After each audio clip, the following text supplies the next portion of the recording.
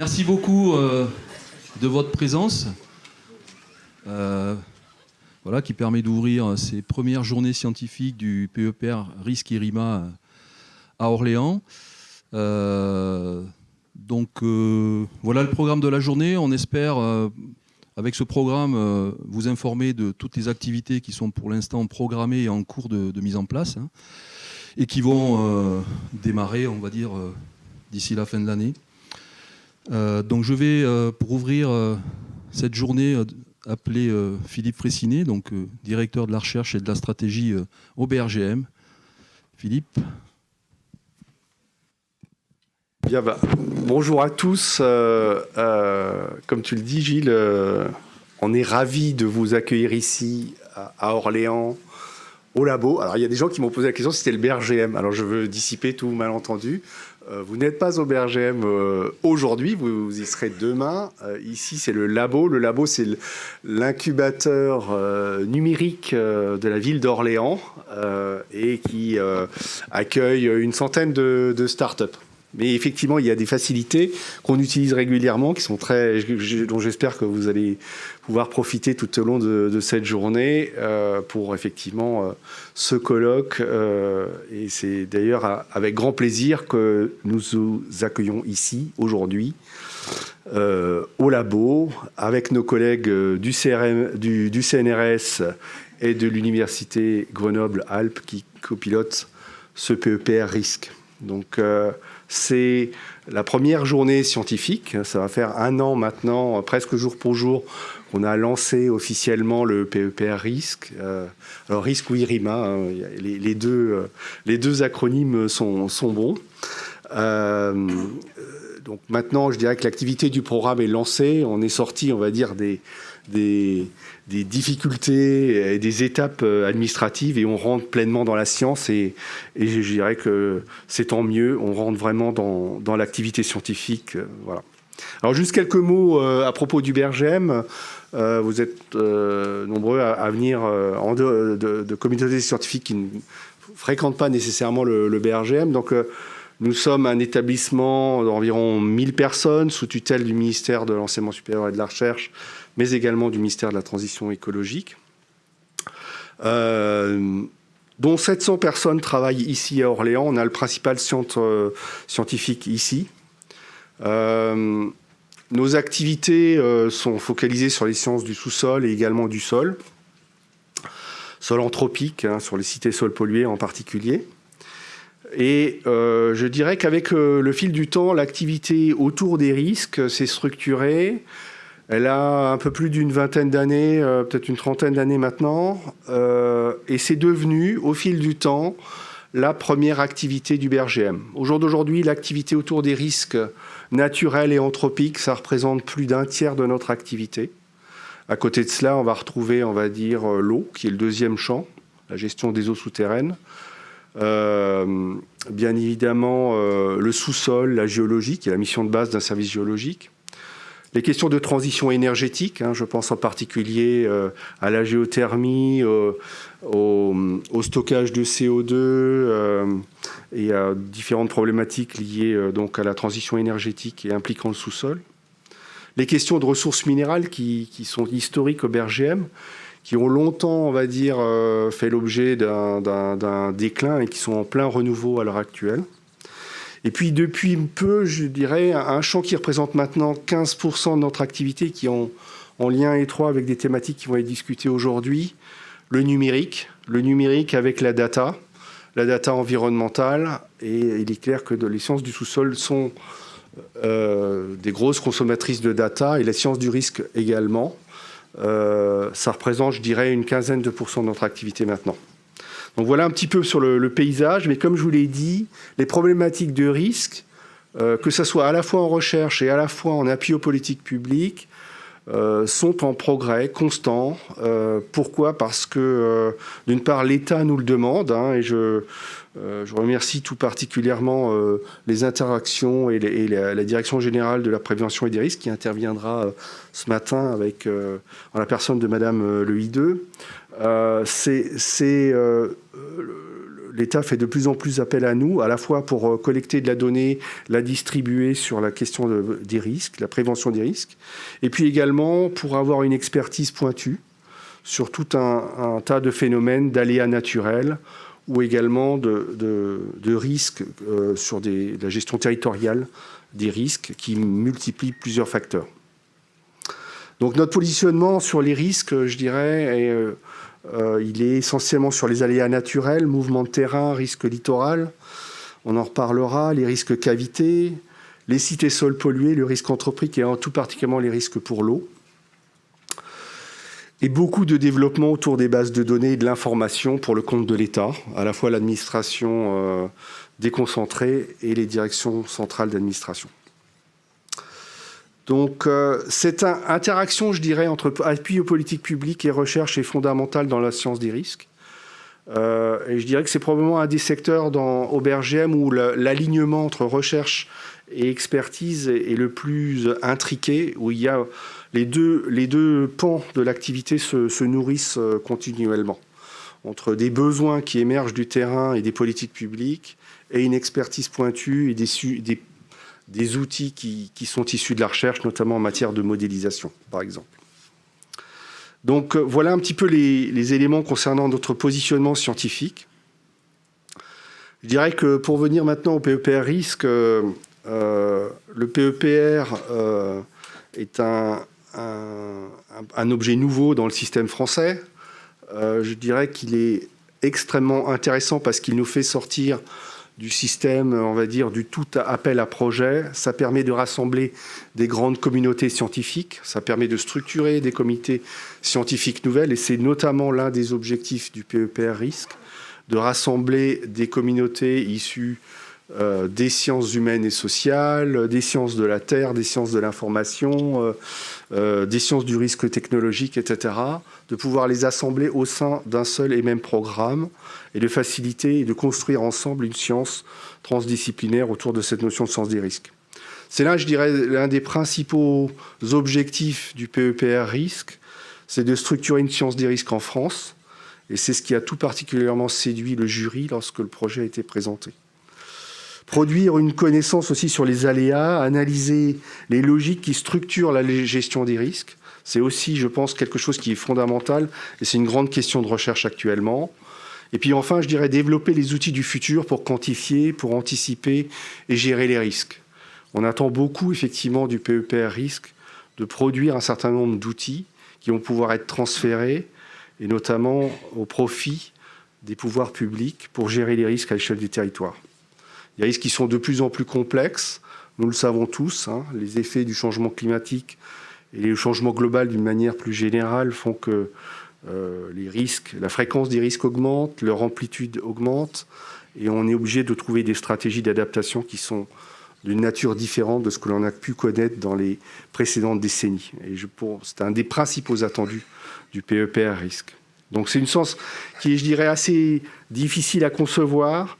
Elle est probablement encore insuffisamment structurée en France et on attend beaucoup de vous au sein du PEPR pour que ce domaine scientifique se structure, s'organise, acquiert de la visibilité en France.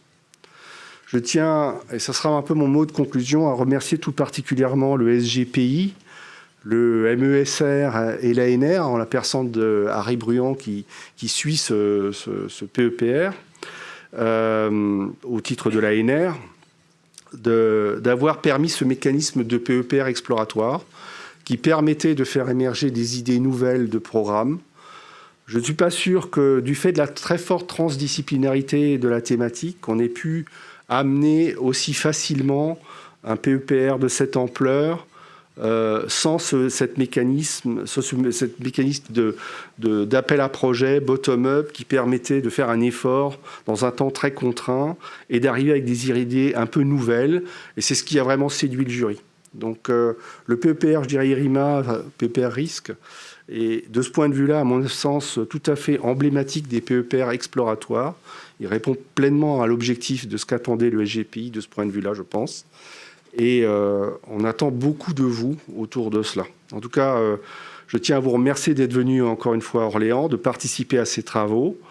On vous suivra. Les journées, je pense que Gilles en parlera, les journées scientifiques du PEPR Risque se tiendront à intervalles réguliers et dans différentes villes de France. L'idée, c'est de se rencontrer à intervalles réguliers, de faire croître notre communauté autour de cette science des risques. En tout cas, je vous souhaite des travaux fructueux à tous et je cède la parole à, je ne sais pas si c'est toi, Gilles, qui reprend la main ou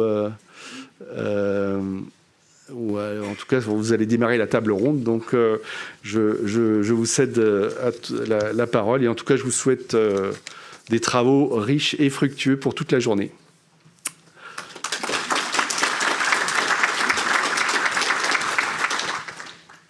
Merci Philippe pour cette introduction. Donc notre journée se poursuit maintenant grâce à une table ronde. Donc je vais appeler nos panélistes. Donc Véronique Lehideux, Béatrice Michalan et puis Olivier Bouc. Donc l'idée de cette table ronde, c'était aussi de s'adresser à nos institutions et aux établissements qui sont vraiment engagés dans la gestion des risques, et puis de connaître un petit peu les besoins de ces services et de regarder comment finalement un programme de recherche comme le programme IRIMA peut finalement répondre à ces besoins. Donc je crois que vous avez des petites présentations qui vont vous permettre à la fois déjà de vous présenter, de présenter l'activité de vos services et puis d'aborder donc cette question état des lieux des risques et des catastrophes en France et enjeux en matière de recherche et de gestion des risques. Donc pour débuter, je crois que Béatrice Michalan du CGDD va nous présenter des chiffres clés, puisqu'un rapport a été produit l'année dernière, je crois, et ça nous paraissait intéressant de commencer par des éléments factuels, finalement. Donc je vous cède la parole. Béatrice, si vous voulez vous présenter, puis on va ensuite...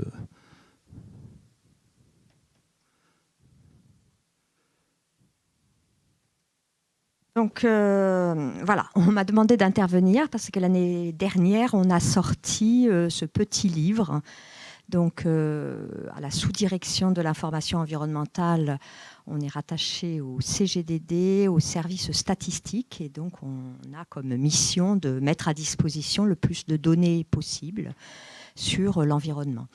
Donc ces données-là, on ne les produit pas, on les synthétise, on les valorise, mais ces données-là, elles viennent bien de vous tous, un peu, et en particulier donc, de mon collègue de gauche, de la CCR, donc, qui participe à l'Observatoire national des risques naturels, donc avec la DGPR, le CCR et la MRN, assureur de France, qui a aussi des données sur tout ce qui est sinistralité.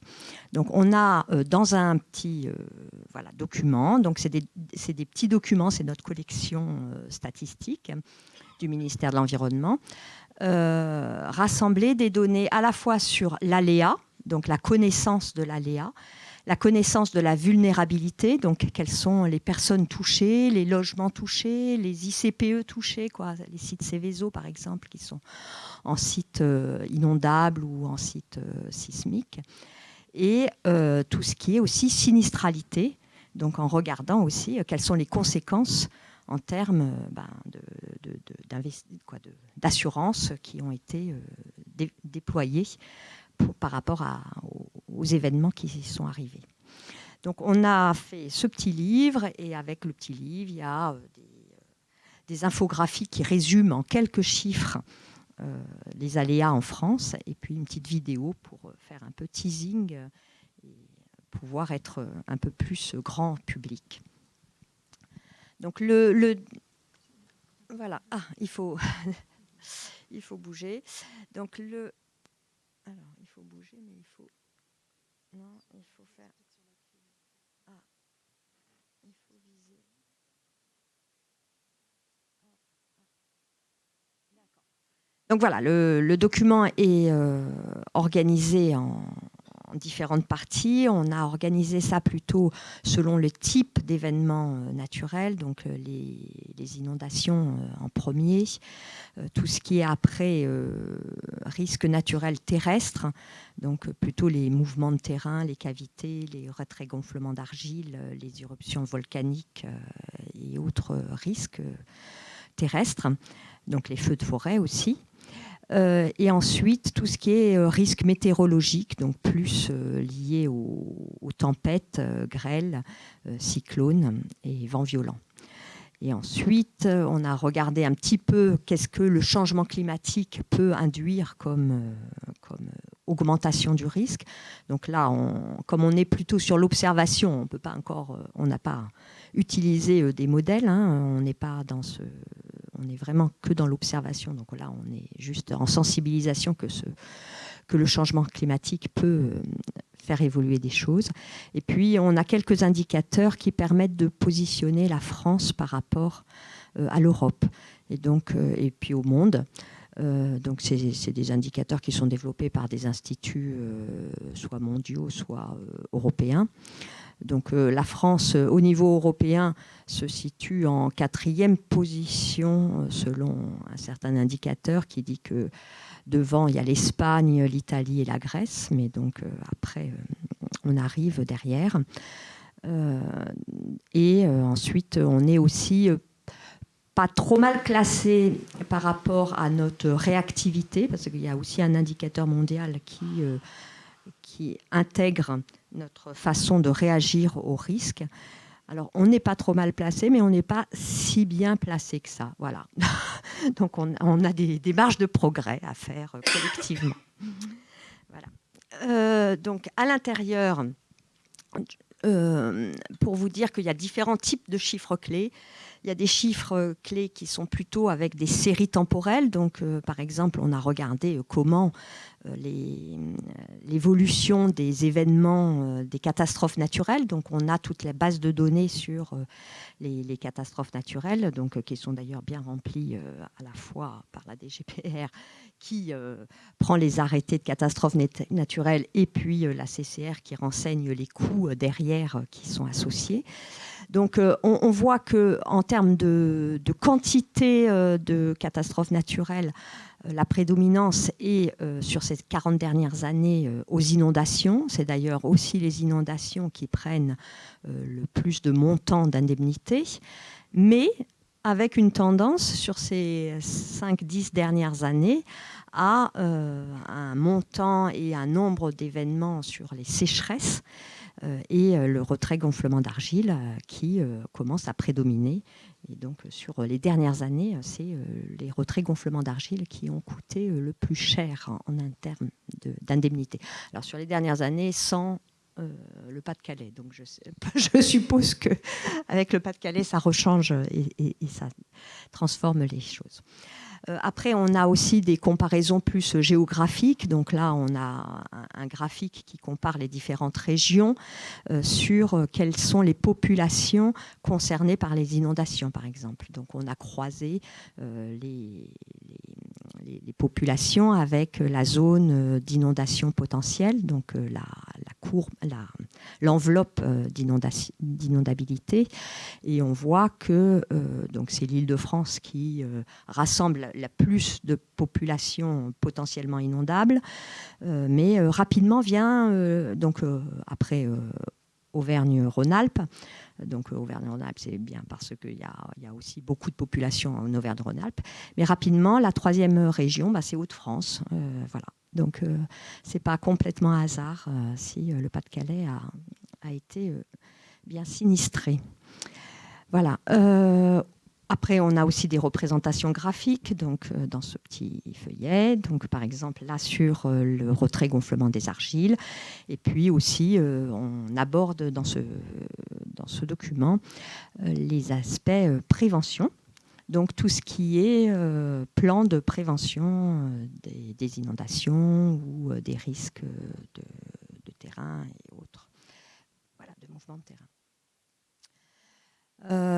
Alors, juste aussi pour rappeler que juste avant, en 2020, 2020, 21, 22, on a fait une enquête sur la perception qu'avaient les Français des risques environnementaux. Donc, c'est une enquête que l'on fait à peu près tous les 6 ans, qui vient en complément d'une autre enquête que vous connaissez aussi, qui est faite par l'Institut national sur les risques naturels aussi. Donc, on voit bien que donc, entre 2007, une des premières enquêtes, et maintenant, la connaissance du risque augmente un peu.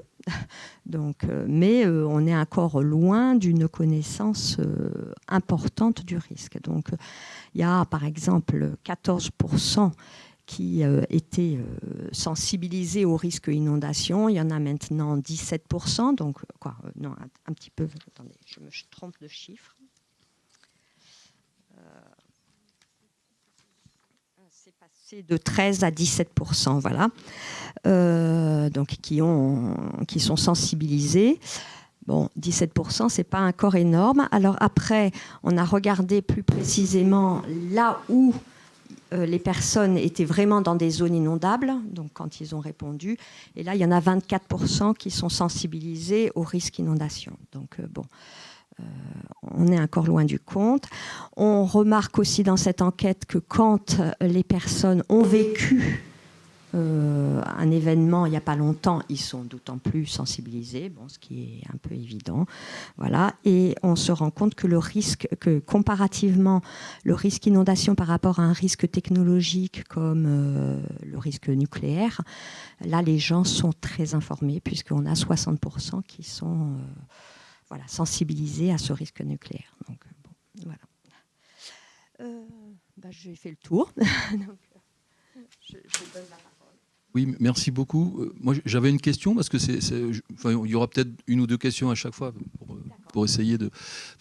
Donc, ces informations en fait sont disponibles au travers du petit livret que vous nous avez montré, mais elles sont aussi, j'imagine, disponibles sur des sites. Sur le site internet.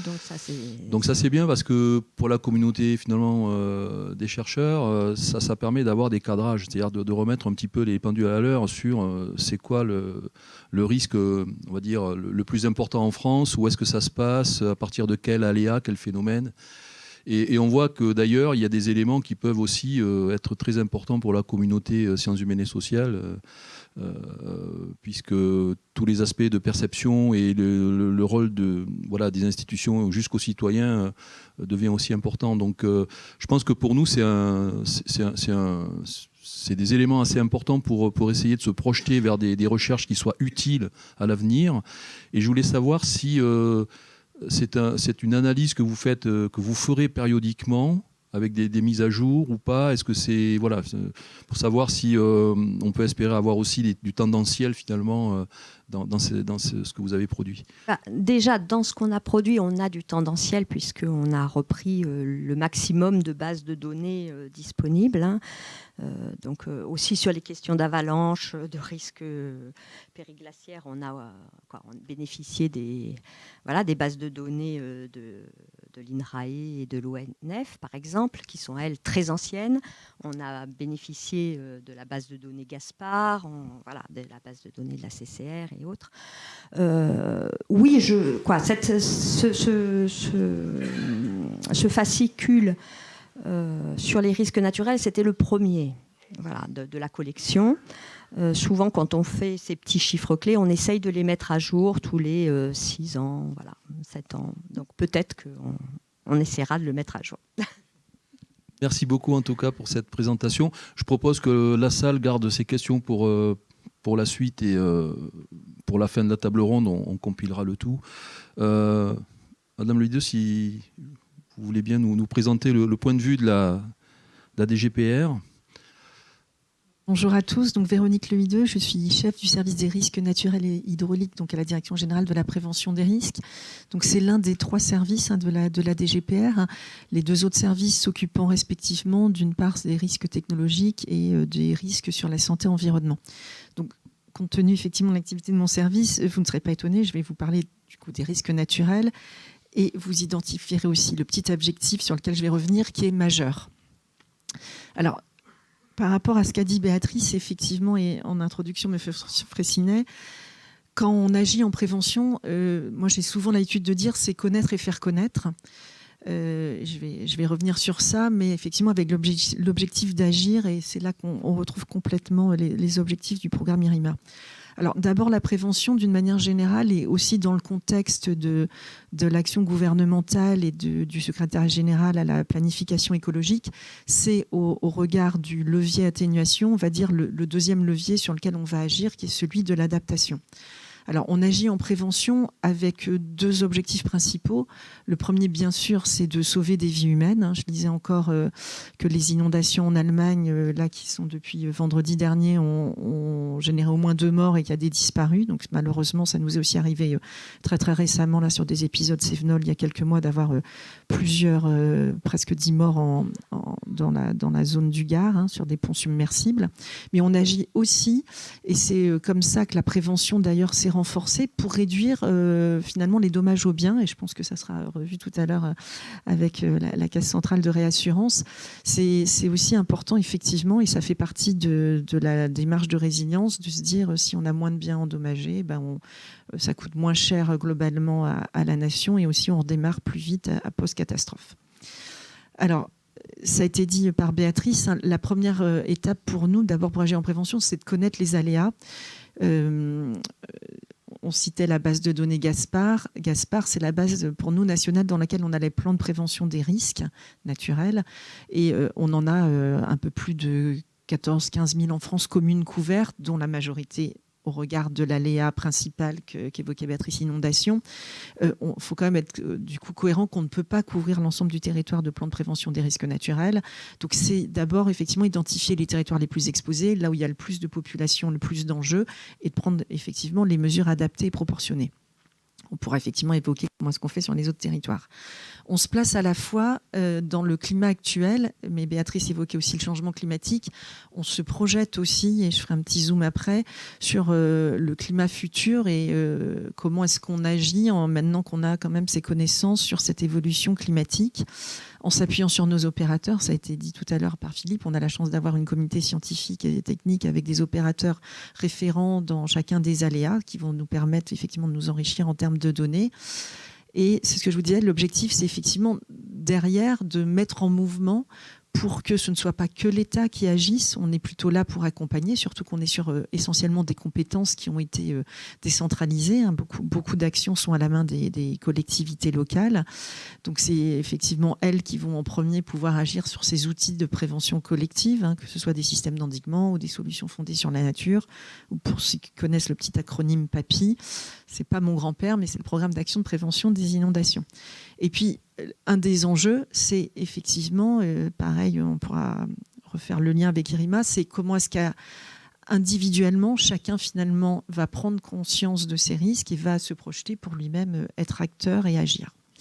La prévention, c'est aussi une étape en amont en termes de politique publique, avant la politique publique qui est portée par le ministère de l'Intérieur et des Outre-mer, et avant de basculer dans la gestion de crise. Et finalement, un des constats qu'on fait très régulièrement, Béatrice le citait aussi, c'est que finalement, souvent, on est plus sensibilisé au risque, malheureusement, qu'on a vécu une crise, on est prêt à agir, on se dit, tiens, j'aurais peut-être pu faire ça en prévention. Et l'un des enjeux, c'est aussi comment est-ce qu'on bascule finalement cette connaissance du risque et comment est-ce qu'on agit plutôt dans cette chaîne dans laquelle on retrouve l'observation qui était citée tout à l'heure, plutôt les opérateurs, le rôle de vigilance, que j'en reparlerai tout à l'heure, et puis l'alerte là, qui est complètement du domaine du ministère de l'Intérieur et des Outre-mer.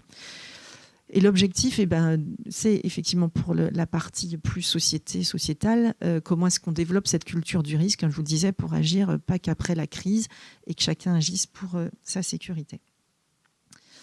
Je ne suis pas revenue non plus sur le terme majeur. On a parlé avec Béatrice, parlait notamment des aléas. Il y a certains phénomènes qui sont des phénomènes naturels, mais qu'on classe, nous, dans des phénomènes qui ne vont pas agir, ou en tout cas être des menaces graves pour la vie humaine.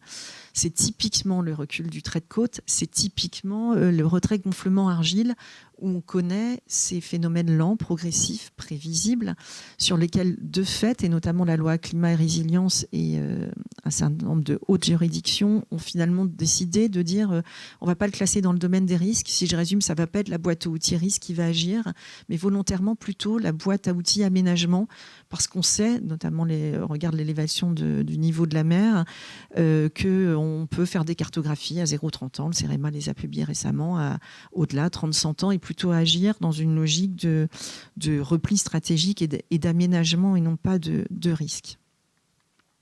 Alors, je vous disais, on travaille sur le plan national d'adaptation au changement climatique. Le ministre Christophe Béchu a effectivement choisi, et ça a été mis en consultation l'année dernière, de dire on connaît, et c'est notamment sur la base des travaux du GIEC, les niveaux de réchauffement mondiaux. Donc, je vous les ai remis sur diapositive. Et on sait aussi qu'au niveau européen et finalement national, ce réchauffement, il est plus rapide. Donc, ce qu'on trouve finalement, si on regarde 2100 à 3 degrés, on sera plutôt à 4 sur le territoire. Et c'est de fait la trajectoire sur laquelle on se cale pour nos politiques publiques, avec sur le petit diagramme ce phénomène effectivement de réchauffement sans précédent quand on voit la vitesse à laquelle ça se réchauffe. Donc ce document, le plan national d'adaptation au changement climatique, c'est le 3e volet qui est en préparation. Les 2 premiers étaient vraiment, j'allais dire, très généraux, avec plutôt des grandes orientations. Là, il est plutôt dans une idée d'être plus opérationnel. Donc on a une 50aine de fiches qui sont en cours d'élaboration, qui devraient être arbitrées très rapidement là, puisqu'il y a un séminaire gouvernemental qui est programmé, et donc être mis en consultation. Alors on n'a pas la date exacte, mais là à l'été, pour que chacun puisse réagir. Pour ce qui concerne les risques et les phénomènes naturels, c'est pour ça que j'ai mis le retrait-gonflement des argiles dans une autre couleur, on y traite plus particulièrement les inondations, les feux de forêt et de végétation, qui était justement un aléa peut-être moins visible, sur lequel on avait moins mis l'accent, mais les grands incendies de 2022, que vous avez sans doute en tête, avec 5 à 6 fois plus d'hectares brûlés que les années précédentes, nous les ont mis en avant. Puis on a aussi une nouvelle... j'allais dire famille de risques, ce qu'on appelle les risques émergents, typiquement les risques d'origine glaciaire et périglaciaire, qui émergent avec par exemple des poches sous des lacs qui vont se créer, qui peuvent être extrêmement dangereux pour les populations à l'aval. Et donc dans ce plan national, on a plusieurs enjeux. C'est territorialiser ces phénomènes. Comment est-ce qu'on va passer de ces échelles du GIEC qui sont mondiales ou des très très grandes régions? Comment est-ce qu'on amplifie la prévention et comment donc on passe à des actions de mesures plus individuelles? Alors si je vous cite quelques actions emblématiques. Alors d'abord, rappelez que la DGPR a mis depuis quelques années une démarche un petit peu, alors je ne vais pas dire nouvelle, mais en tout cas qui se voulait en synergie. On parle de feuille de route opérateur parce qu'on sait que chacun travaille dans des domaines, mais qu'il peut y avoir des interfaces. Donc on a l'ambition de développer les synergies entre les opérateurs avec lesquels on travaille, mais aussi c'est un moyen pour nous de vérifier qu'il n'y a pas de sujet orphelin et qu'on traite bien tous les domaines. Sur un petit zoom sur effectivement les choses en cours. Donc sur la submersion, et pour venir nourrir le PNAC et le plan national que j'évoquais juste avant, il y a justement une étude sous pilotage BRGM pour régionaliser ces hausses de niveau de la mer. Actuellement, tout à l'heure je vous citais les plans de prévention. Le plan de prévention du risque littoral, c'est le seul plan où à date on regarde à la fois dans le rétroviseur quel est l'aléa tel qu'on le connaît, c'est-à-dire soit l'aléa centenal, soit l'aléa historique documenté connu, mais on imagine aussi, on représente l'aléa tel qu'il sera dans 100 ans. Donc l'idée là, c'est de mettre à jour, ça existe depuis 2019, la valeur qu'on retient, cette marge pour dans 100 ans qui est actuellement de 60 cm, et donc de le faire à la fois de manière globale, forfaitaire, mais aussi plus adaptée à chacune des côtes du littoral. En termes d'inondation, on travaille respectivement avec Météo France et l'INRAE sur les pluies intenses et les débits intenses. Comme je vous le disais, sur les risques d'origine glaciaire et périglaciaire, on a actuellement un plan national qui est mis en consultation, et on travaille avec le service de l'ONF qui est spécialisé sur les risques en montagne pour faire aussi des levées de doute sur des sites, développer l'instrumentation. Donc là, on accompagne les collectivités au travers d'un outil financier, je ne sais pas si vous l'avez en tête, mais le fonds vert qui a été mis en place en 2023 et qui vise vraiment à accompagner les territoires pour rentrer dans cette démarche d'adaptation au changement climatique. Sur les feux, il y a eu une grande loi à l'été 2023 qui vise à renforcer tous les dispositifs de défense, mais en termes de connaissances, d'élaborer une carte nationale, parce que ça peut paraître une aberration, mais on a des plans de prévention des risques d'incendie de forêt, on n'a pas de carte nationale de sensibilité au feu. Et sur cyclone et argile, là, on est sur des choses où, en général, on agit beaucoup plus à l'échelle bâtimentaire. Donc, on a tout récemment adopté un décret, comme on l'avait pour le parasismique, pour la mise en œuvre d'une réglementation paracyclonique. Et sur l'argile, là, il y a un certain nombre d'études qui sont menées pour basculer, comme je vous le disais tout à l'heure, non plus sur des interventions plutôt quand la maison fissure, mais plutôt en amont, avec des gestes sans regret. Et parce que ça a été dit tout à l'heure, et je pense qu'on reviendra tout à l'heure, c'est effectivement un aléa qui gonfle, c'est le cas de le dire, tellement qu'il met en danger la soutenabilité du régime CatNat, mais je ne vais pas aller plus loin parce que je pense qu'Olivier va en parler très largement. Sur les projets qu'on porte aussi pour mieux éclairer le public, une des phases importantes, je vous disais, il y a l'observation, il y a l'alerte et il y a un outil qui existe depuis 20 ans qui est la vigilance. Alors il y a 9 phénomènes qui sont suivis en termes de vigilance. On parle souvent de la vigilance Météo France, mais il y a parmi les 9 phénomènes une vigilance qui est la vigilance crue qui est opérée par le ministère de la Transition écologique, la cohésion du territoire. Il s'avère que c'est un de mes services qui est à Toulouse, hein, le CHAPI, pour ceux qui connaissent le doux nom. Je ne vous donne pas l'acronyme, c'est compliqué. Mais on pense que c'est déjà important aussi, quand des phénomènes vont arriver à quelques jours, que les personnes aient le réflexe aussi de se renseigner pour savoir quels vont être les territoires exposés, quel est le niveau de vigilance et quels sont les bons comportements. Donc aujourd'hui, on a la chance d'avoir ce dispositif qui a fêté ses 20 ans l'année dernière, mais vous voyez, historiquement, c'est issu des services d'annonce de crues. On couvre les cours d'eau principaux, c'est 23 000 km de cours d'eau, et au regard des chiffres que Béatrice a, en gros, c'est la moitié de la population qui est en zone inondable qui bénéficie de ce service. L'objectif demain, c'est de passer effectivement à une couverture totale. Alors, en réalité, on a un peu plus que ça. Ça, c'est vraiment une couverture individualisée, vraiment au niveau du cours d'eau. Mais il y a aussi un service qui s'appelle Vigicru Flash, qui est interconnecté à un service de Météo France, qui est l'avertissement des pluies au niveau de la commune, qui permet de savoir avec 6 heures d'avance s'il va y avoir des pluies violentes et potentiellement des inondations. Mais au niveau de la vigilance cours d'eau, on souhaite effectivement basculer avec des prévisions graphiques, des zones d'inondation potentielles, sur une couverture beaucoup plus large, qui pour nous sera déjà un élément aussi important pour former les citoyens. Ça existe sur Internet, vigicru.gouv.fr, mais vous l'avez aussi en appli, donc n'hésitez pas à la télécharger. Vous pouvez paramétrer sur le cours d'eau, sur une hauteur, sur une vigilance et recevoir des notifications. Autre élément important pour finir, développer la culture du risque. C'est effectivement quelque chose d'essentiel pour nous pour que on reprend les chiffres, hein. Quand on sait que l'aléa naturel, 17% des personnes ont connaissance de ça, il faut qu'on agisse sur la connaissance du risque. Alors on a des campagnes annuelles d'information de prévention, mieux faire connaître les vigilances, c'est pour ça que je vous en reparlais. On a aussi des nouveaux outils qui ont émergé. La météo des forêts, elle est toute récente, je ne sais pas si vous l'avez en tête, elle a été mise en place l'année dernière pendant tout ce qu'on appelle la saison de feu. On l'a réactivée hier, Météo France recommence depuis hier à diffuser quotidiennement une météo qui permet sur chaque département de retrouver ses niveaux de vigilance. Alors c'est une information qui est donnée au niveau départemental. L'objectif étant de se dire, si je suis en vigilance jaune, orange ou rouge, je vais aussi aller me renseigner sur le site de ma commune ou de la préfecture, voir si le massif est fermé, s'il y a des mesures particulières. Et puis aussi sur les connaissances de l'aléa, sur comment je suis acquéreur ou locataire, j'ai l'obligation de, vous savez, faire ce document information acquéreur-locataire. Je peux aller sur georisque.gouv.fr, me renseigner sur les risques à mon adresse, générer automatiquement ce rapport de risque. C'est vraiment un outil très très important. Et je signale aussi, donc vous le voyez, la petite ligne verte, on n'oublie pas nos outre-mer qui sont particulièrement exposés à l'ensemble des aléas. Et on a eu donc une campagne qui était aussi déclinée dans toutes les langues locales pour être compréhensible de tous et toucher chacun. Merci beaucoup pour ce panorama assez complet. Peut-être Soraya, je laisse ma parole à ma éco-directrice. Je vais passer la parole à M. Bouc. Peut-être commencer directement par une question. Dans la gestion des risques, ce qu'on vient d'évoquer, les assurances sont de longue date des acteurs majeurs. On pourrait presque dire, les historiens dire que c'est finalement les assurances qui ont fabriqué le risque, au sens où on l'entend socialement, hein, les indemnités. Peut-être nous dire quelques mots justement sur le rôle des acteurs de l'assurance, parce que tout tous les scientifiques ne sont pas forcément familiers avec ce rôle.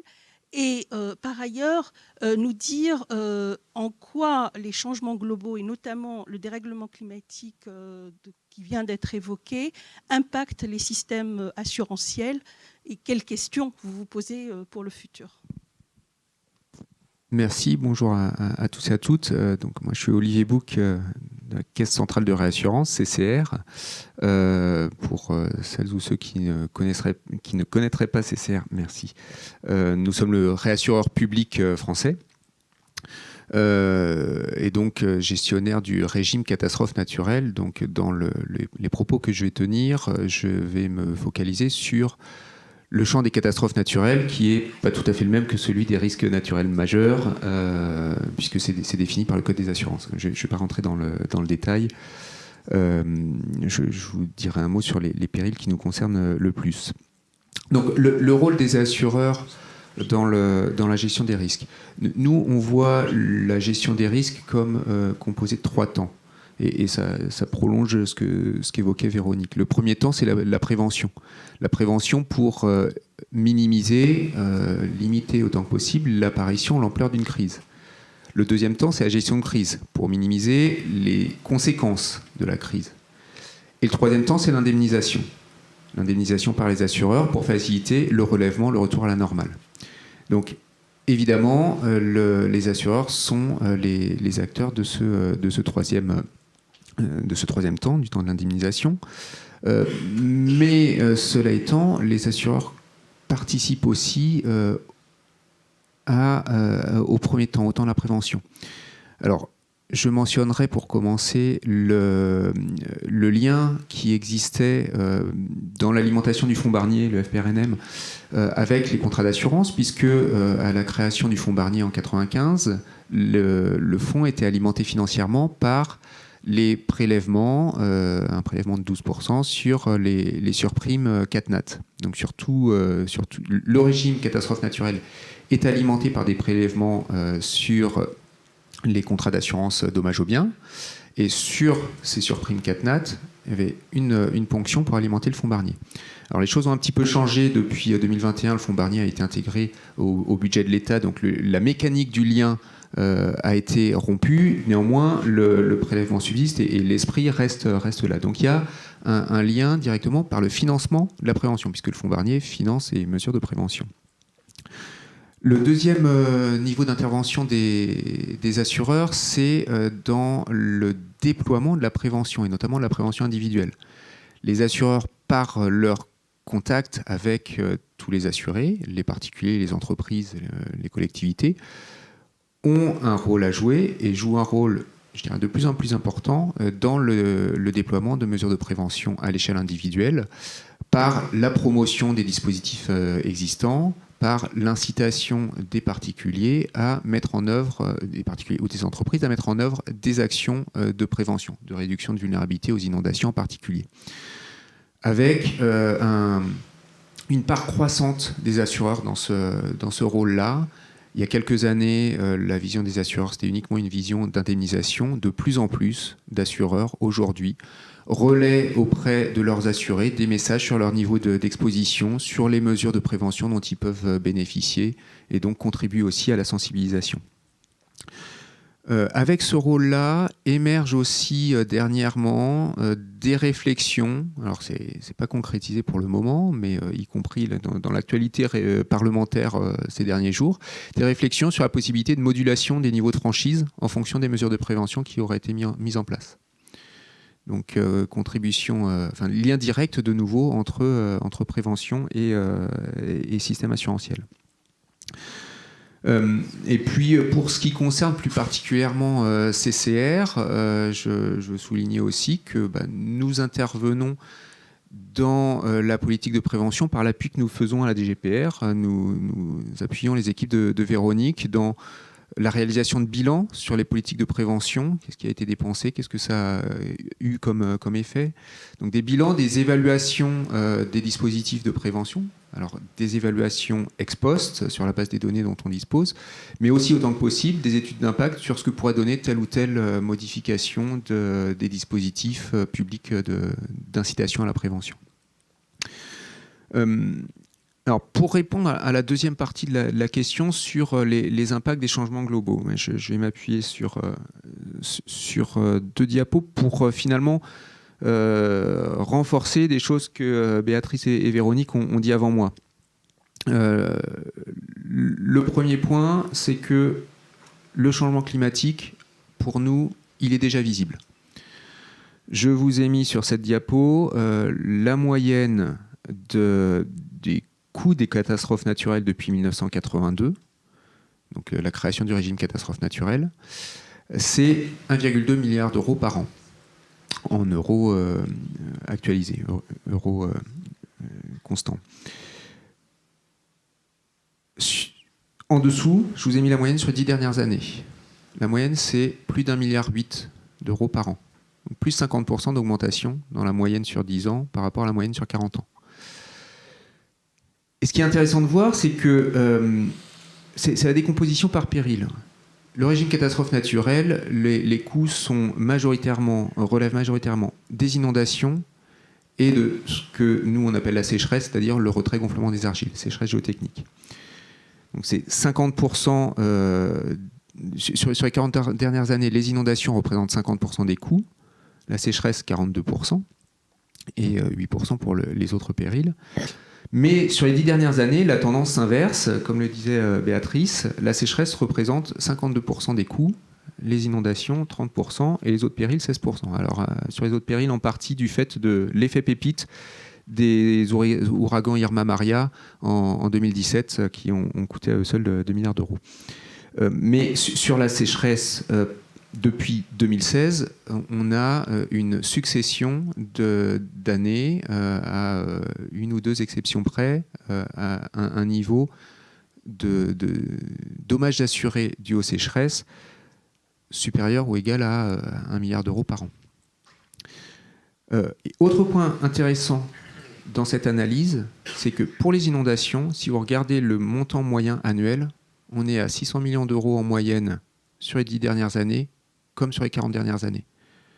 Et ça, nous, on l'attribue au résultat de la prévention.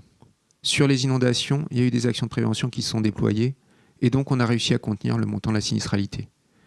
Sur la sécheresse, hormis la loi Elan qui traite les maisons neuves, sur les maisons existantes, on n'a quasiment aucune mesure de prévention qui soit mise en œuvre et déployée sur le territoire, ce qui explique la dérive. Alors maintenant, le deuxième aspect, c'est l'impact du changement climatique à venir, l'impact futur, puisque je viens de dire qu'on voyait déjà des conséquences. À l'horizon 2050, nous avons publié l'an dernier une étude de modélisation en partenariat avec Météo France, en se basant sur 2 hypothèses climatiques, le scénario du GIEC RCP 4.5 ou le 8.5. Là, je vous présente la figure correspondant au scénario RCP 4.5 parce qu'il correspond peu ou prou au scénario de la TRAC, donc plus de degrés à l'échelle mondiale en 2050. Et dans cette hypothèse-là, nous estimons que le montant des dommages assurés à l'horizon 2050 devrait augmenter d'environ 50%, mais avec des variations très fortes selon les périls.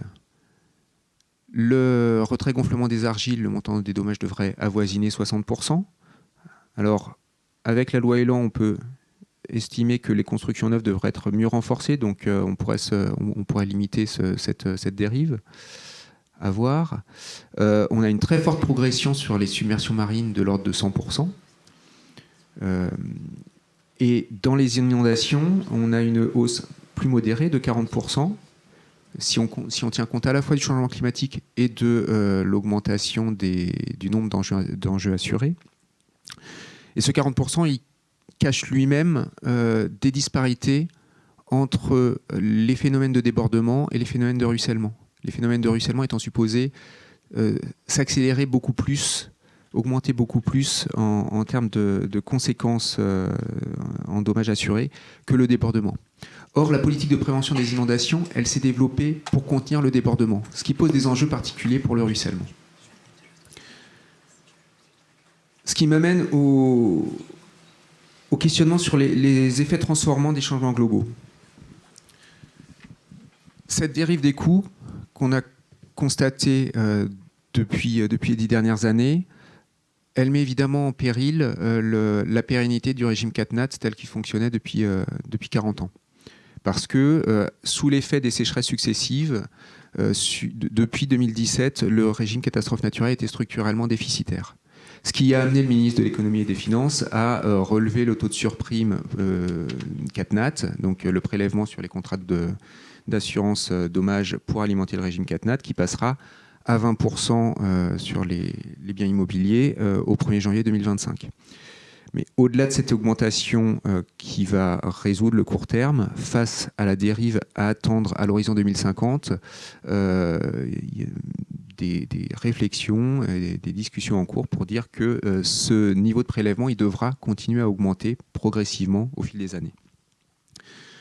Deuxième adaptation, un questionnement sur le périmètre et les critères du régime CatNat. Alors sur le périmètre, parce que donc aujourd'hui le régime il est défini par le Code des assurances, même si la liste des périls traités n'est pas strictement fixée. En fait, la raison d'être du partenariat public-privé que représente le régime CatNat, c'est de couvrir les carences de marché, c'est-à-dire les périls que le marché de l'assurance privée seul ne serait pas en mesure de couvrir correctement. Or, avec l'intensification des événements naturels, il est possible qu'à l'avenir, des phénomènes que le marché arrivait à couvrir ne puissent plus être traités par le marché seul et doivent être intégrés au régime CatNat.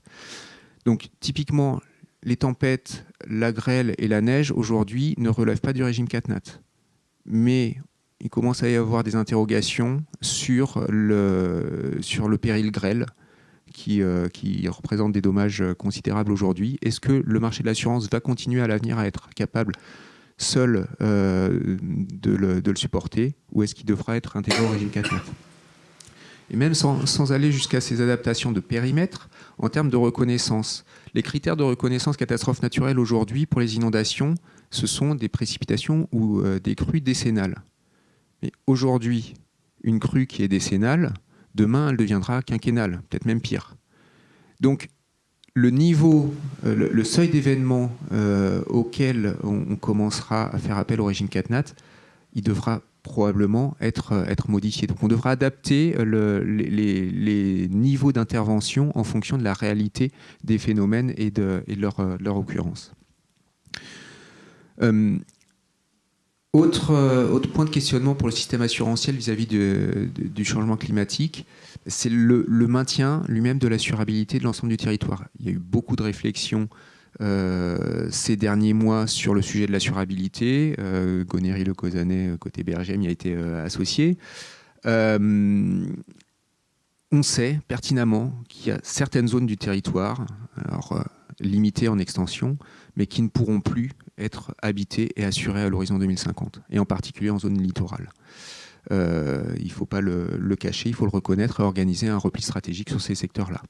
Maintenant, la préoccupation de l'État, de la CCR, c'est de faire en sorte que sur les territoires qui sont exposés, mais un peu moins, on puisse continuer à être assuré partout.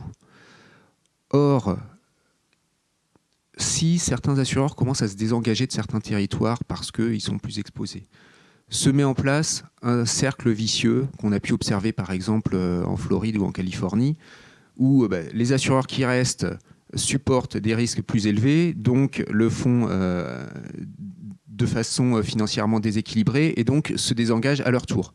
Donc un cercle vicieux de désengagement progressif des assureurs. Et ça, il y a une préoccupation très forte de la profession de l'assurance et de l'État d'éviter d'entrer dans ce genre d'engrenage, avec des réflexions en cours sur les mécanismes d'incitation qui permettraient de garantir un maintien de la présence des différents assureurs sur ces territoires, avec des systèmes de péréquation fiscale ou d'incitation financière qui restent à affiner, à définir pour faire en sorte que ça marche concrètement.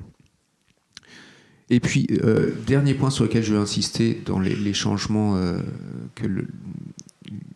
pour le régime assurantiel qu'engendre le changement climatique. Mais je disais que de plus en plus, les assureurs participent à l'incitation à la prévention individuelle de leurs assurés. C'est un mouvement qui va se poursuivre. Nous, en tant qu'organisme central capable d'avoir une vision sur ce qui se fait en matière de prévention par le marché, on voit de plus en plus d'assureurs venir vers nous, demander des conseils sur ce qu'ils peuvent faire, sur la compréhension des dispositifs publics, sur les mécanismes financiers, etc. Donc ce mouvement des assureurs en faveur de la prévention, il va se continuer et s'amplifier envers leurs assurés. Mais je pense aussi qu'il va y avoir un effort accru à l'avenir des assureurs pour stimuler une filière de la prévention. Et CCR y prend sa part. Par exemple, une entreprise qui fabrique des bâtards d'eau qui fait partie de la promotion de l'an dernier de l'incubateur French InsurTech à Niort. Ce genre de choses. Comment la profession de l'assurance soutient des entreprises qui soutient et investit dans des entreprises qui mettent en œuvre concrètement la prévention. C'est un champ d'action qui va prendre de l'ampleur dans les années à venir. Et encore une fois, CCR réfléchit à la façon dont nous pouvons mobiliser nos ressources financières pour promouvoir ce genre de dispositif. Parce que, de fait, il y a une question de demande en matière de prévention, de mise en œuvre par les assurés et tous les acteurs de mesures de prévention. Mais il arrive aussi qu'il y ait les retours terrain nous disent que les particuliers qui veulent mettre en œuvre des mesures de prévention ne savent pas forcément vers qui se tourner, vers quel professionnel s'équiper. Il y a aussi des dispositifs, il n'y a aucun dispositif de normalisation jusqu'à présent pour certifier qu'un bâtard d'eau est performant ou non. Donc il y a tout un enjeu de faire en sorte que l'offre en matière de techniques, de dispositifs de prévention puisse répondre à une demande en croissance.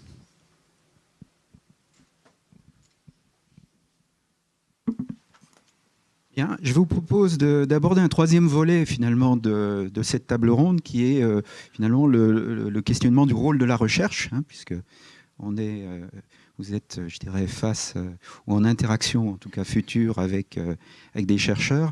Et donc, ce questionnement du rôle de la recherche, tant en termes de prévention, d'adaptation ou de gestion de crise, alors peut-être que sur la gestion de crise, c'est peut-être moins sur ce sujet-là, mais malgré tout, c'est un questionnement fort.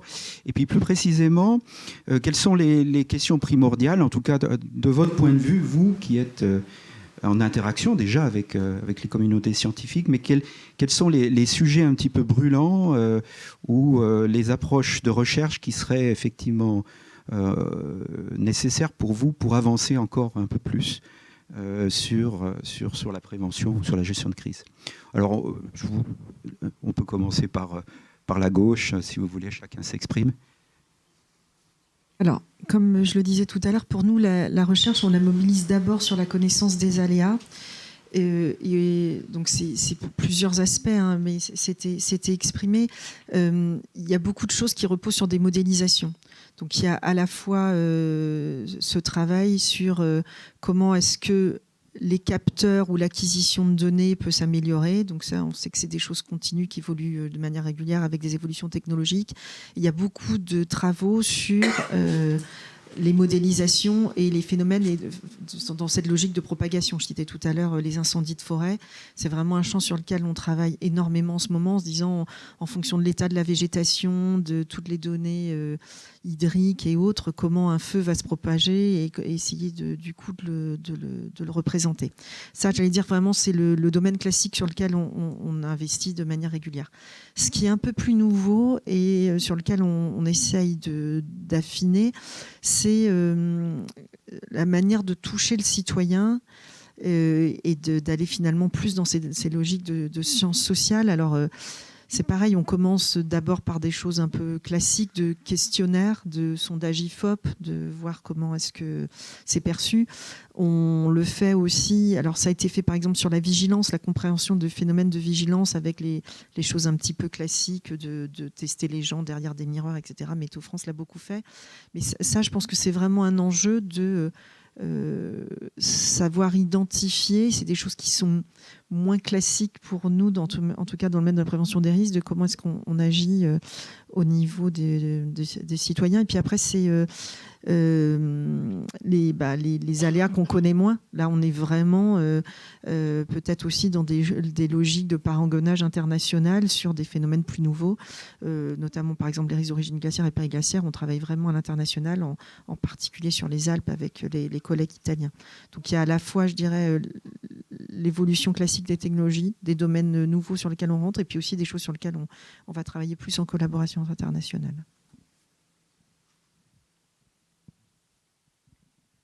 Alors pour les statistiques, on utilise les cartes d'aléas. Et donc, on est en continuité avec la DGPR. Donc, nous, ça nous intéresse d'avoir des cartes d'aléas à jour, précises. Voilà. Notamment, par exemple, pour le retrait-gonflement des argiles, il y a eu une nouvelle carte faite par le BRGM. Donc, c'était utile aussi d'avoir cette actualisation. Donc, quand je vois les risques inondation, donc on a des cartes sur le risque inondation avec l'enveloppe des zones inondables, mais c'est vrai qu'avec le changement climatique, donc il va y avoir une évolution de cette carte à faire. Alors je ne sais pas si vous l'avez déjà lancé, je crois que vous l'avez déjà lancé, quoi. Voilà, donc c'est déjà des travaux de recherche un peu, donc combiner les modèles de Météo France avec pour voir comment ce risque va évoluer. Et ensuite, il y a tout ce qui est risque par ruissellement. Et là, on n'a aucune carte, ou on a peu de cartes. Donc, comment on capitalise toutes les données sur les ruissellements? Et ça, on n'est pas... il me semble qu'on n'est pas très, très bon là-dessus. Alors après, comment on combine aussi avec toute la connaissance satellitaire, donc avec Copernicus? Est-ce qu'on peut avoir des données satellitaires qui nous permettent justement de mieux voir les zones de ruissellement, de mieux les identifier et petit à petit de les cartographier? Voilà. Dans nos statistiques aussi, on essaye de faire l'historique des événements, et vous voyez bien la sensibilité, parce qu'on utilise les données CatNat notamment, et quand CatNat évolue, change son thermomètre, puisqu'il va prendre ou pas un risque, et nous, on est très dépendant de ça. Donc notre série, par exemple, la série sécheresse, donc c'était mis entre parenthèses, elle commence qu'en 89, par exemple. Donc c'est un risque, et alors que notre série, on l'a commencé en 82. Donc vous voyez qu'il y a des risques qui apparaissent, mais c'est à la fois... parce que effectivement le phénomène apparaît, mais c'est aussi parce que le thermomètre apparaît, quoi. Voilà. Donc on va aussi avoir peut-être des difficultés. Alors je ne sais pas si on a d'autres thermomètres. Est-ce que la recherche aurait d'autres thermomètres à nous proposer? Voilà, peut-être quelque chose. Ensuite, les autres phénomènes, c'est les combinaisons de risques. Donc dernièrement, sur les cavités, par exemple, les cavités minières, on voit qu'il y a eu, après, avec la pluie, des phénomènes supplémentaires qui sont arrivés. Donc comment on combine les phénomènes inondation, cavité, par exemple. On a aussi les phénomènes, après, plus technologiques. Je lisais là dernièrement sur la zone du lac, où on a des tremblements de terre supplémentaires. Donc, comment aussi l'impact des activités peut changer nos risques soi-disant naturels, qui deviennent anthropiques. Alors, de mon côté, sur le rôle de la recherche, je voudrais souligner, mais Véronique l'a mentionné tout à l'heure, l'enjeu d'opérationnalisation. Le rôle de la recherche, c'est produire de la connaissance, évidemment. Il y a un réel enjeu à réfléchir l'usage que peuvent faire les acteurs de la prévention et de la gestion de crise de ces connaissances. Donc, comment les pouvoirs publics, dans la conception et la mise en œuvre de leur politique de prévention, peuvent s'approprier les connaissances produites par la recherche. Comment les entreprises et les particuliers, dans la prévention individuelle, peuvent tirer profit de ces connaissances également. Ce qui suppose par exemple de travailler sur l'efficacité des mesures de prévention individuelle. Ça, c'est un enjeu sur lequel CCR est très impliqué. Et alors, enfin, quand je parle d'enjeu de la recherche, je considère que j'ai un pied dedans, hein, parce que CCR a développé tous ces modèles d'exposition au risque en collaboration avec le BRGM, avec Météo France, avec l'INRAE et d'autres acteurs. Donc, au quotidien, on fait des activités qui sont pas loin de la recherche et en ayant cette volonté de répondre aux enjeux que nous posent les défis que j'ai présentés. Donc, je disais qu'on fait pour la DGPR des bilans, des études d'efficacité sur les dispositifs de prévention. Nous, on est capable de donner une dimension financière à ces évaluations. Mais on a évidemment besoin d'avoir des retours d'expérience technique sur le terrain. Donc, en matière de prévention du retrait-gonflement des argiles, nous, on est persuadés de l'efficacité des mesures qu'on appelle mesures horizontales, donc de gestion de l'environnement du bâti, plutôt que de gestion des conséquences de la fragilisation du bâtiment. Toujours est-il que quand on en parle à Bercy, à la DGPR, on nous interroge sur des preuves de l'efficacité de ces mesures-là. Et donc, les sites expérimentaux que vous pouvez avoir les uns les autres sur le sujet sont des éléments, enfin, sont des sources de connaissances précieux pour être capable de vérifier ces mesures et d'en évaluer l'efficacité technique. C'est pour ça que CCR s'est lancé avec l'AMRN et France Assureur dans un projet financé par l'ADEME, Initiative Sécheresse, pour tester dans la durée l'efficacité des mesures de prévention. Mais encore une fois, nous accueillons toutes les contributions qui pourraient venir conforter ce projet, compléter ce projet-là. En lien avec ce besoin, je voudrais insister aussi en termes de modélisation sur la précision d'évaluation. Alors, plutôt que précision, je devrais parler de résolution. Parce qu'on n'a pas forcément besoin d'une précision très fine de la probabilité de défaillance, etc. En revanche, ce qui nous serait fort utile, c'est de savoir sur quel bien déployer la prévention. Il y a 10 millions de maisons exposées au retrait-gonflement des argiles en France. On n'a pas les moyens de traiter en 5 ans 10 millions de biens existants, quand bien même on aurait des solutions prouvées. On n'aura pas les moyens financiers. En revanche, savoir quelles sont les 100 000, 200 000, 500 000 maisons à traiter en priorité, ça, ce serait précieux. Ce qui suppose d'aller vers une évaluation à la parcelle. La carto du retrait-gonflement des argiles aujourd'hui, elle est utilisée plus ou moins à la parcelle, alors qu'elle n'est pas valide à la parcelle. Donc il y a un enjeu de rentrer en résolution et d'affiner ça. Un enjeu d'anticipation, je pense aussi. Alors, ce qu'a présenté Véronique sur Vigicru va dans ce sens-là, hein, améliorer l'anticipation des phénomènes naturels pour optimiser la préparation, la prévention, la gestion de crise. Et puis un enjeu, mais ça aussi, ça rejoint ce qui a été cité auparavant, un enjeu sur les approches comportementales. Quand on voit qu'il y a 17% des populations qui sont sensibilisées, ça pose question. Et même parmi ces personnes sensibilisées, le passage à l'acte, quand on a une maison qui a fait l'objet d'un diagnostic de vulnérabilité aux inondations, qu'on leur recommande des mesures de prévention simples, le taux de passage à l'acte est extrêmement faible. Quels sont les freins à ça ? Il y a une dimension cognitive, une dimension parfois d'une certaine rationalité économique aussi face au risque. Il y a tout un pan qui mériterait d'être éclairé pour savoir comment améliorer ce passage à l'acte et faire en sorte que tous les acteurs, des pouvoirs publics, élus, services techniques, aux particuliers, aux entreprises, contribuent à la gestion du risque. Et puis là, c'est peut-être un peu plus classique à dire, mais je le mentionne néanmoins. Il y a les événements extrêmes, parce que je vous ai parlé de phénomènes moyens, mais j'ai quand même cité l'effet pépite d'Irma, qui a touché un territoire aux enjeux très limités et qui pourtant a fait des grandes conséquences. Quelque part, on a eu un peu de chance dans notre malheur sur le sujet.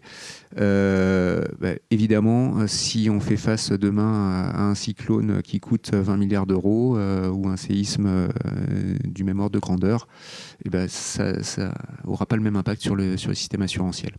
Donc il y a toujours ce questionnement de ce que peuvent produire les événements extrêmes en plus des tendances moyennes.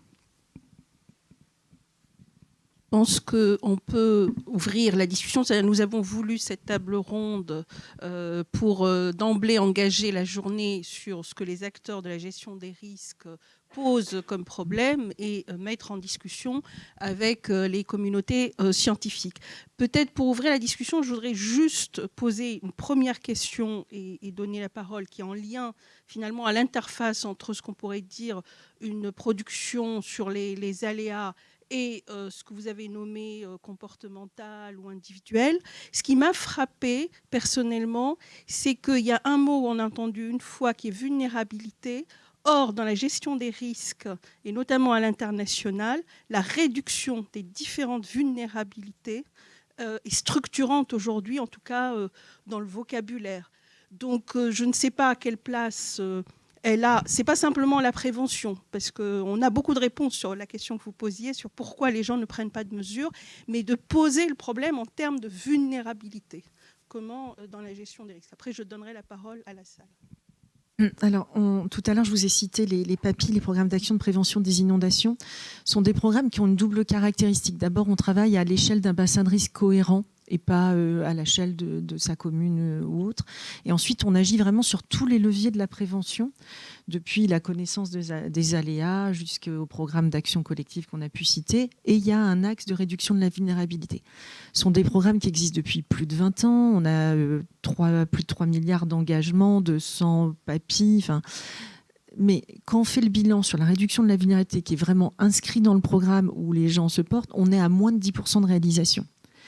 Et c'est exactement ce qu'expliquait Olivier, parce qu'il y a une espèce de frein qui est de dire, je sais, pourtant... Alors, il y a même eu des territoires sur lesquels il y a eu du porte-à-porte, sur lesquels il y a eu des guichets uniques, sur lesquels des assureurs même ont été associés pour vraiment faciliter tout le process. Mais ça ne va pas jusqu'au bout. A contrario, dans les Hauts-de-France, post-inondation, je pense que si j'avais pu fournir des bâtards d'eau à toutes les maisons touchées, tout le monde voulait son bâtard d'eau dans les 5 minutes qui suivaient. Et donc il y a vraiment ce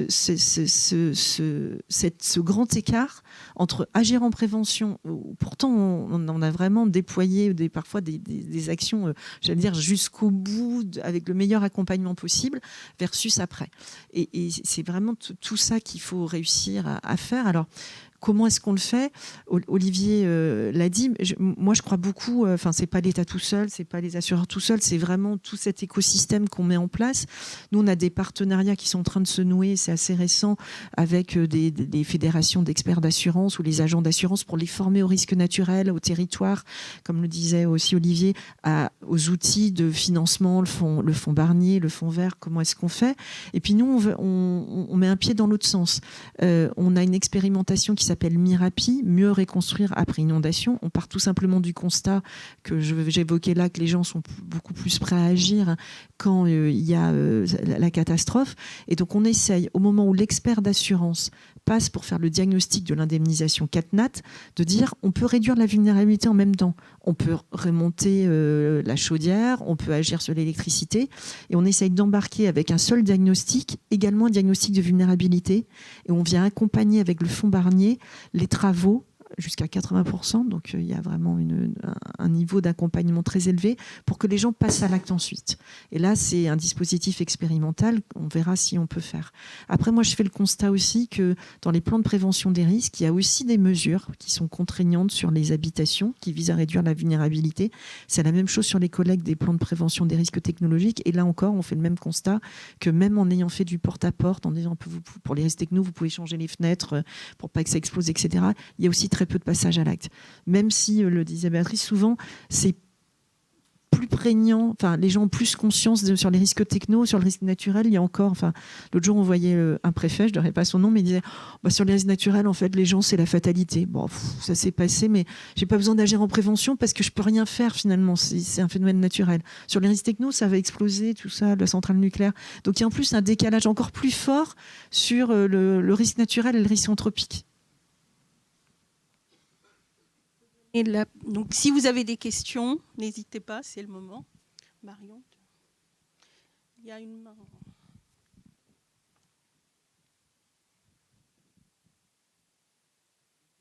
Paul-Henri Richard de l'Université technologique de Troyes.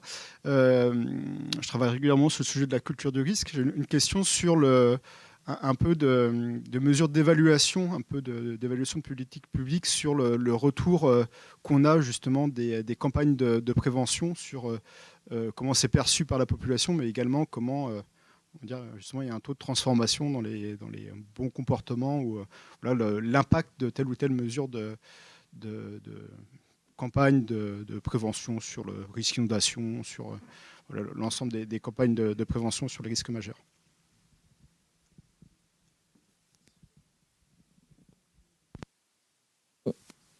Nous sommes respectivement à la 7e et à la 8e campagne sur les inondations et sur les feux de forêt. Alors moi j'ai pris mon poste, ça fera 3 ans cet été, je suis un peu arrivée avec cette question. Ça existe depuis quelques années, est-ce que ça fonctionne ou pas? Donc on a de manière classique des post-tests faits avec la direction de la communication pour évaluer s'il y a une mémorisation d'abord de la campagne et surtout des bons comportements, parce que finalement on n'a pas tellement envie que les gens se souviennent si la campagne et l'image étaient sympas, mais est-ce que j'ai acquis le bon geste, est-ce que j'ai le bon comportement? On était parti du constat, on avait fait des groupes de travail, etc., qu'il fallait qu'on modernise nos campagnes parce que finalement les gens avaient assez peu retenu les bons gestes. Donc en 2022, notamment sur la campagne inondation, on s'est dit on va changer, on va prendre un parti d'être plus dans un truc un peu sympa, rigolo. Donc on voyait par exemple quelqu'un qui dormait dans son bureau en disant j'ai dormi au bureau, ça m'a sauvé la vie plutôt que prendre ma voiture et de prendre la route. Ou on a fait un pique-nique au grenier, on est monté, on s'est réfugié en hauteur, c'était sympa, etc. Et en fait ce serait l'expression, on a fait un gros bide quand on a fait notre post-test. C'est un peu la même problématique qu'en sécurité routière. C'est-à-dire, est-ce que je montre ou pas? Est-ce que je montre la mort pour la sécurité routière ou est-ce que je suis dans le mode la vie c'est super et je prends mon bain à Bulle? Là, je ne sais pas si vous aviez vu une campagne sécurité routière. Donc on s'est remis en cause. Donc on a choisi, c'est les images que je vous remontrais, de remontrer plus le risque. On a choisi d'être plus dans des témoignages. Donc c'est pas je fais peur, mais je raconte que j'ai vécu quelque chose qui marque. Et on aussi, pour la première fois sur les feux de forêt, on a changé. Alors, on l'avait déjà fait plus de réseaux sociaux, etc., pour toucher les plus jeunes, des influenceurs, etc. Mais on est aussi pour la première fois passé sur la télé en partenariat sur météo à la carte. Donc avant la météo et après, on avait un petit clip de quelques secondes et là, on était vraiment sur le bon geste. C'est-à-dire, on voyait typiquement quelqu'un qui allumait son barbecue, hop, la forêt crame, et puis zip, rewind, on monte le bon geste et on essaye d'être sur le bon geste. Donc alors je ne sais pas si on le voit un petit peu, enfin on le voit aussi sur la météo des forêts, mais on essaye de montrer effectivement la Soraya qui jette sa cigarette, elle était traduite en vidéo et on ne le voit pas très bien. Alors l'autre Soraya alors, je ne sais pas si on le voit très bien, mais la maison là en Outre-mer, on voit l'eau jusqu'à très très très haut niveau. On a aussi fait des choses sonores où vraiment on essayait de traduire le risque parce qu'il y avait des passages radio. Donc voilà, on teste pour effectivement essayer d'avoir le plus de choses. Et après, on agit aussi sur les plus jeunes. On a vu quand même que ça restait très très bien, très très vrai. J'étais la semaine dernière sur un plateau avec la directrice adjointe de la Fédération des communes forestières qui disait que sur leur commune, ils ont fait énormément de formations aux plus jeunes sur je fais pas mon barbecue en pleine nature, il y a du vent, etc. Pour un peu comme ça a pu être fait sur les déchets, où ils ont souvent appris à l'école, nos enfants, avant nous-mêmes, la manière dont on trie ses déchets. Il y a beaucoup d'actions sur les plus jeunes pour reformer les parents au bon geste. Malheureusement, on court après l'horloge, comme d'habitude dans ce genre de journée. Donc, je propose éventuellement de continuer ces discussions pendant la pause, hein, si des personnes avaient encore des questions auprès de nos panélistes. Je voudrais vraiment les remercier parce que, voilà, dans le cadre de ce programme qui démarre, il y a encore beaucoup de choses à construire. Et je pense qu'on est à la recherche d'éléments structurants pour certains projets, notamment nos appels à projets ouverts qui vont du coup être proposés à la communauté, on va dire, cette année. Et je pense que, j'espère que tous les collègues auront noté certains points vraiment importants et qui peuvent structurer du coup ces projets. Je vous remercie beaucoup encore une fois. Je vous invite à prendre une petite pause de 20 minutes, hein, puisqu'on se retrouve ici à 11h15 pour la suite du programme. Merci beaucoup.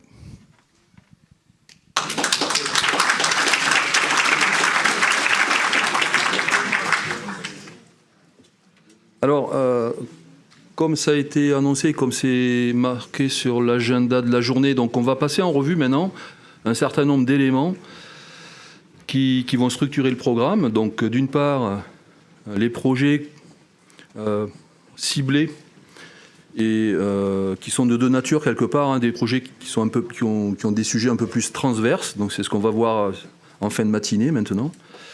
Mais avant, je vous ferai un petit récapitulatif d'éléments généraux du programme. Et puis, on verra cet après-midi les projets ciblés qu'on appelle thématiques, qui, eux, sont orientés vers des bassins de risque particuliers. Et comme ça, vous aurez une vue assez générale de ces fameux projets ciblés. Et en fin de journée, donc, on détaillera on fera un point d'étape, en fait, sur les appels à projets ouverts et l'AMI, qui, eux, ont pour vocation d'être proposés à toute la communauté. Donc, je vais commencer brièvement et assez rapidement par donner quelques éléments généraux du programme, ce qui peut pour planter le décor, hein, si je puis dire. Donc, vous avez bien compris que l'enjeu de ce programme est de mieux intégrer les changements globaux à différentes échelles. Ça pose le problème de tous les aléas, les catastrophes, et qui peuvent générer des accidents d'ailleurs technologiques, hein, et qui sont dus à l'activité de la planète, l'activité humaine, et qui rentrent finalement en confrontation avec des organisations assez compliquées au niveau des enjeux. Donc, notamment, là, vous avez un plan du port du Havre où on voit bien toute la complexité de tous ces réseaux à la fois industriels, urbains, maritimes, qui s'entremêlent. Et donc la confrontation de ces deux, à la fois la partie enjeu et vulnérabilité plus la partie aléa, crée des situations de risque et potentiellement de catastrophe. Donc c'est à ça que s'attaque ERIMA, donc un projet qui est assez intégré à ce niveau-là. Alors, le principe de base de ce programme a été aussi, pour traiter ce sujet, de pouvoir faire collaborer différentes communautés. D'une part, les géosciences, puisqu'on va aussi parler d'aléas naturels, bien sûr. Les sciences humaines et sociales, on a vu toute l'importance en matière de prévention et de préparation à de futures crises, ce matin, lors de la table ronde. Les sciences de l'information, puisqu'on a quand même, on est en train de... la France est dans on va dire ce qu'on appelle la transformation numérique, donc il s'agit aussi de pouvoir utiliser ces nouveaux outils dans le cadre de cette gestion des risques. Et puis, bien sûr, les sciences du risque et l'ingénierie qu'on va retrouver au niveau de la performance des capteurs, du traitement massif des modèles et la distribution de l'information. Donc c'est ces 4 communautés qui sont embarquées dans ce programme. Pour implémenter toutes ces activités, donc bien sûr, il y a différents lots de travail qui ont été structurés, donc un projet de 52 millions, avec une part bien sûr qui sert à la gouvernance du programme. On va dire la création de pôles d'expertise, avec des projets ciblés qui vont particulièrement être développés en milieu montagneux, en milieu littoral, aussi sur des situations des sites technologiques, hein, pour appréhender les risques NATEC. L'outre-mer, qui qui est un bassin de risque très particulier, et puis aussi tout ce qui est relatif aux risques sociaux qui sont un petit peu transverses à toutes ces activités. Donc je vous en ai parlé, il y aura des appels à projets qu'on détaillera en fin de journée, avec à la fois un appel à manifestation d'intérêt et puis des appels ouverts, j'en parlerai plutôt cet après-midi.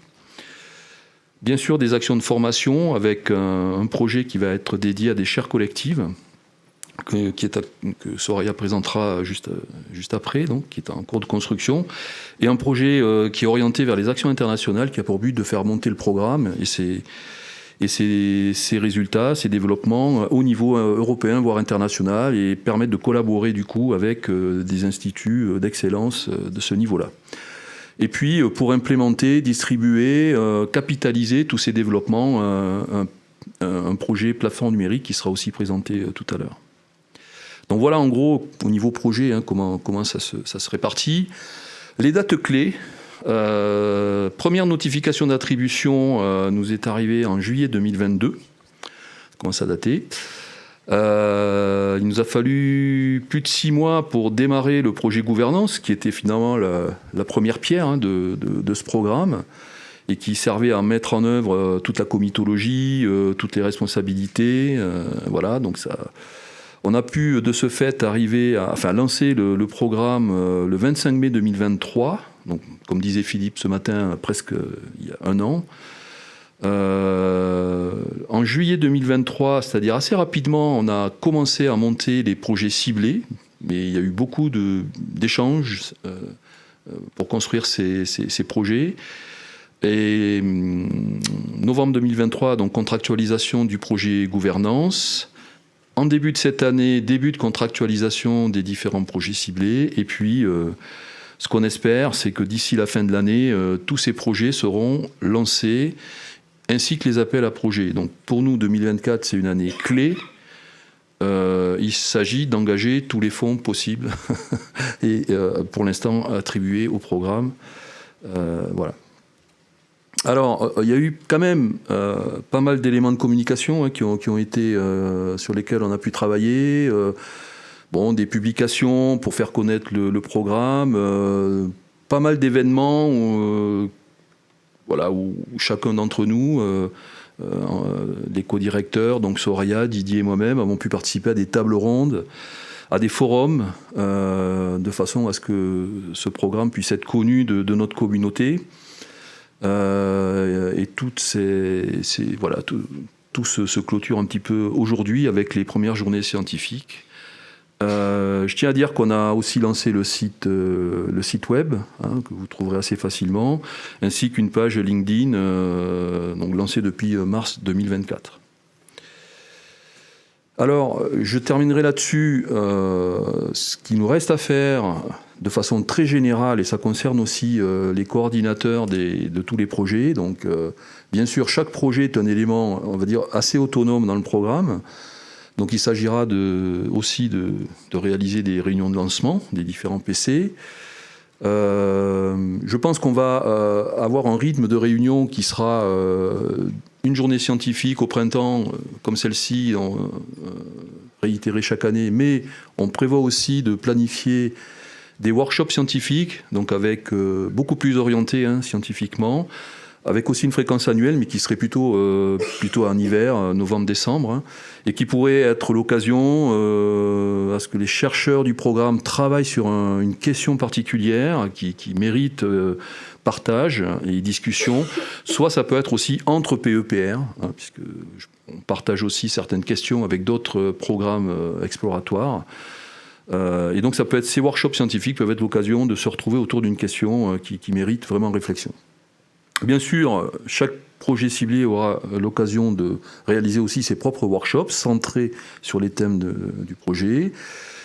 Journée des doctorants, post-doctorants, enfin des forces vives, je pense que c'est des choses qui seront peut-être initiées dans le cadre du projet Action internationale que va vous présenter Didier.